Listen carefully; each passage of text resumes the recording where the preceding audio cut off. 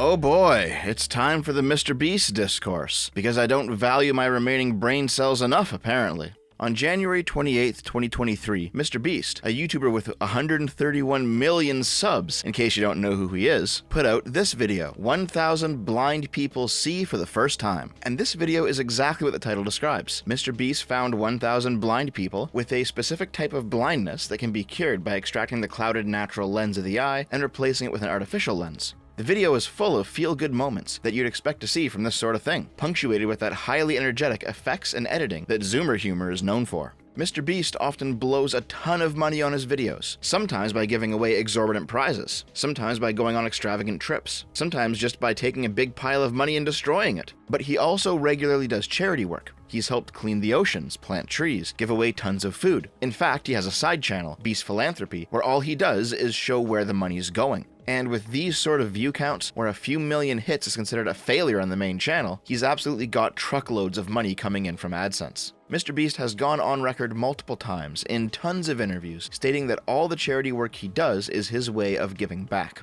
But despite all of MrBeast's previous philanthropy, this time the curing 1,000 cases of blindness video, the leftoids on Twitter decided to lash out about it. Normally, Lance has enough cancerous tumors strangling his brainstem that a coherent thought can't actually make it from his mind down to his fingertips and keyboard, but he did finally manage to pull it off a couple days ago, going viral with this garbage take. People are honestly praising MrBeast yet again. The guy does poverty tourism for cash. If he pays a person's medical bills lottery style without informing anyone with his platform that it's fucked he needs to do that, he's just profiting off of his ability to do so. What makes this take exceptionally retarded is that hours before, MrBeast did exactly this. I don't understand why curable blindness is a thing. Why don't governments step in and help? Even if you're thinking purely from a financial standpoint, it's hard to see how they don't get a return on investment on taxes from people being able to work again.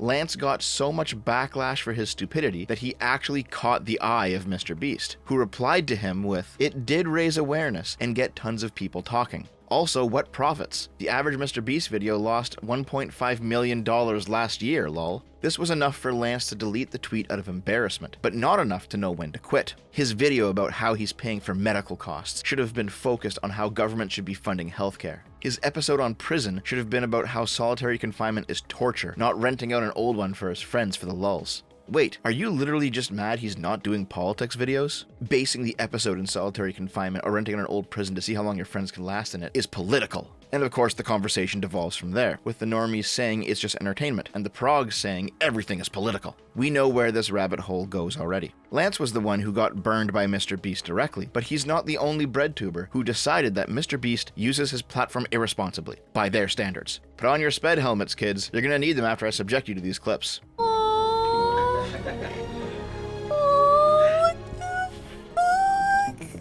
You watch this video, you go, oh, how cute and how nice. I watched the video and I'm filled with rage. What's wrong with you? That we shut off access to a 10-minute procedure because we paywalled it and decided that like some people just simply can't get it. It is so insanely frustrating that it's up to like one YouTube guy to like decide to make content out of it that people who are too poor can't just fucking see. That's insane. The lefties on Twitter, those darn lefties, were saying, yeah, but MrBeast still sucks. This sucks. Like, this video sucks.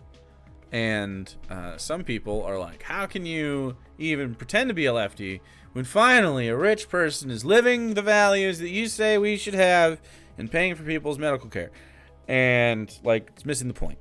We're seeing people's healthcare be used as like clout harvest, as like virtue signaling, as content, and he's paying for this, but he's making up 55 million views or some shit in 2 days. Yeah, I mean, he already made the money back and more. Like this is the formula for this guy. He spends a little money and he makes it at this point, and like he's the philanthropist YouTube guy, and you see people do this type of content where they essentially exploit impoverished people for content, harvesting their fucking tears and their struggle for the enrichment of themselves, for a pittance in their opinion. And it doesn't attack the central like problem. Like he still participates in all of this. Like this video could be used as like explicit political action, and he could still do this, and it would start to be better. And like I can hear like the liberal being like, that's not what it's about. It's like wholesome content and stuff. And I'm like, I know. And there's a fundamental problem with us viewing this interaction as a wholesome one. This is disgusting. There is a air of disingenuousness that hangs over MrBeast videos, where it feels as though the fact that he is making profit off of showcasing the struggles of poor people, it feels as though this is a rich person getting rich off of the struggles of poor people, and while yes, he is helping them, he is at the end of the day not solving the poor people problem, so the concept of poor people existing will always remain a sort of necessity for him to make his content and for him to make his profit. And so he has a business model off of monetizing poor people, and while yes, he is making those individuals feel better, have better lives, he is still monetizing poor people, and he needs there to be poor people, and thus, as he has in the past, he will continue to defend capitalism, because there needs to be capitalism. Well, there doesn't need to be capitalism for there to be poor people, but as long as there is capitalism, then there will be poor people. Here's an example of a really big difference, okay? The ways in which people who have wealth socially legitimize that wealth. So, for example, back 1,000 years ago, if you were like a king or a queen or a emperor, or even just a very, very wealthy merchant, there was usually a kind of imagined, often divine self-justification to power that people held. The idea that kings and queens were divinely chosen was kind of broadly, accepted, and oftentimes very wealthy people were considered to have been blessed or gifted by God. As societies have become more and more concerned with the idea of social equity, like maybe things should be fair, maybe a little bit kind of. The idea of extreme amounts of wealth being concentrated in the hands of some people while other people starve has been seen as more and more of like something that has to be like addressed from an optics perspective, Nowadays, however, the idea that ultra wealthy people have to in some way contribute to the social good, that's actually a like well-accepted normative idea. The problem that a lot of lefties have with philanthropy, as a rule, even if the outcome of that philanthropy is good, is that it is often considered to be a kind of last defense mechanism for the inequities of capitalism. Charity can't really like maintain that level of care over people. The state can. The state is capable of this. For those of you who didn't make it through, my thoughts and prayers are with you. And MrBeast offers way more than thoughts and prayers every time he does charity work, so what gives? Well, the reason behind all of this is kind of scattered around my previous videos. One of them is literally called Why Do Socialists Hate Charity?, where their position on the topic is encapsulated in the phrase solidarity, not charity. The complaint is that charity relies on the goodwill of the rich, while solidarity means that all people have a right to healthcare, or food, or shelter, or whatever. And because it's a right, the government has an obligation to provide it. And if the government has to tax it out of the rich, then fine. They don't want the rich to exist anyway.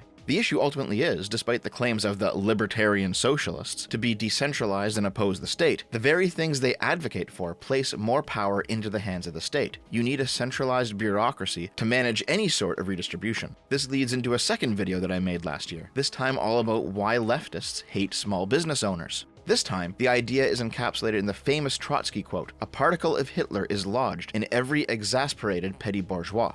According to socialist theory, the petty bourgeois are the class of people who work the means of production, like the proletariat, but also own the means of production, like the bourgeois. They don't sit by doing nothing, extracting profit through right of ownership like the bourgeois. They still work. But they're not wage slaves either, who must exchange their labor for pay like the proletariat. In a liberal sense, these are the small shop owners. And there's a lot of well-documented leftist hate for them that I presented in that video. The reason for that hate also basically boils down to centralized connection and control. A truly socialist system is a totalitarian one, where everything is interconnected. Everybody is a component of the superstructure that dictates and directs all production. Everything is political. You might say all within the state. And concepts like privacy or independence run against this goal. If you own your own business, you're a bit more unplugged from the superstructure. You're a bit less reliant on the interconnectivity. And the whole thing doesn't work if people can just opt out of it. Both the charity thing and the self-employment thing show that the socialists' true goal isn't to care for the poor or to see that individuals own the means of production, no matter what they might say. Their aim is to encapsulate everything into one unified structure where everyone is connected, everything is political, and there is no such thing as individualism. Or at least that's the aim in terms of socialist political theory. But none of these socialists actually want socialism. Hasan doesn't want real socialism, because then he wouldn't have been able to buy himself a multi-million-dollar mansion and fly out to Germany to fuck sex slaves. Meanwhile, Lance's own charitable endeavors ended up funding a Palestinian terrorist organization, something I covered in detail in another video. And Vaush is out here complaining about MrBeast making money off his charitable work, money that is required to be able to perform the next charitable work, by the way, while at the same time admitting that the reason he performs his own charitable work is to make connections with larger content creators and grow his own brand.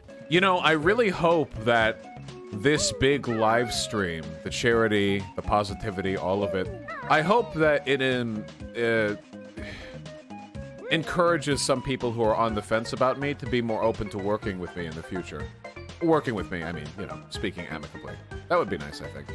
No, these people don't want socialism. They don't want to help the poor, they just want to get rich. The reason they hate the rich isn't because of some sense of justice, it's simply jealousy. That's it. That's why they're completely fine with a socialist getting super rich within a capitalist system. I don't think there's anything wrong with an individual maximizing their outcomes within an unethical system like capitalism, especially if they're a socialist, because it increases the likelihood that they'll be able to achieve political and economic power. Does that mean... I would love it if we had socialists who were go-getter business majors, so when the day comes or something, we have people in legitimate positions of power, as opposed to a bunch of college students. You hear that? The difference between MrBeast, and it was PhilosophyTube in this example, but it can be any rich socialist really, Hasan, whoever, is simply their politics. That's it. If you're not a socialist and you're rich, your charitable works don't matter because you're a collaborator with capitalism and your existence is part of the problem. If you are a socialist, you have the moral license to maximize yourself under capitalism because you have the correct beliefs.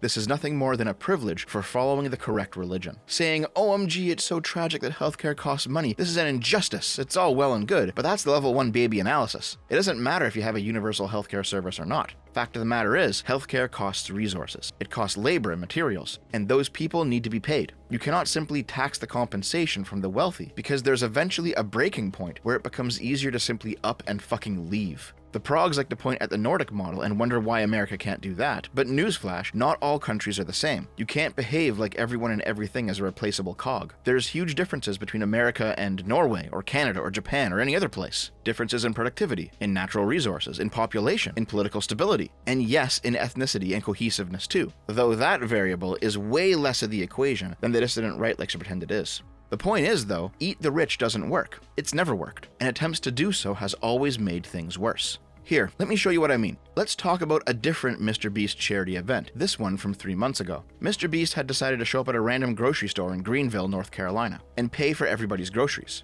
However, the news somehow leaked to the local population that he was going to be there, and look at what happened. Everybody needs to get groceries on the regular so you can see through the line. What were you saying, man?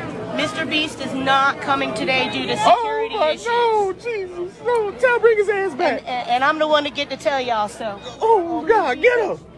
Anybody intending on getting groceries on the regular, MrBeast is not coming today. There are security issues. He can't even get here. I didn't even know about this till last night, so I have no idea what's going on. They just called me in. You have people loading up garbage bags with the entire meat department, people loading up multiple carts. The purpose of MrBeast's visit was to pay for people's regular purchases, just surprise them with a gift, not to let opportunists buy up a whole store.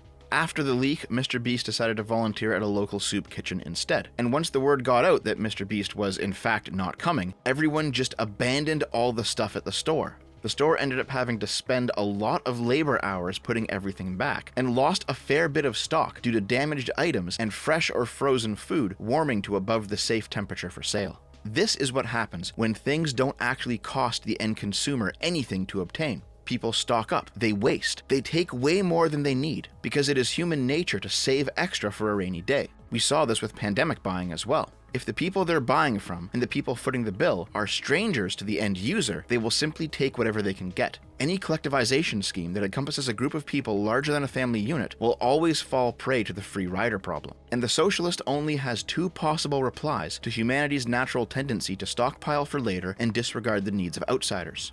First, they socially shame them for their greed, and second, when that doesn't work, and it rarely does, they must use force. Their problem with MrBeast ultimately boils down to the fact that he is free to do with his wealth what he likes. Even if he chooses to do good with it, they believe nobody should have the choice in the first place. Except them, of course, after they enrich themselves by becoming Communist Party leader.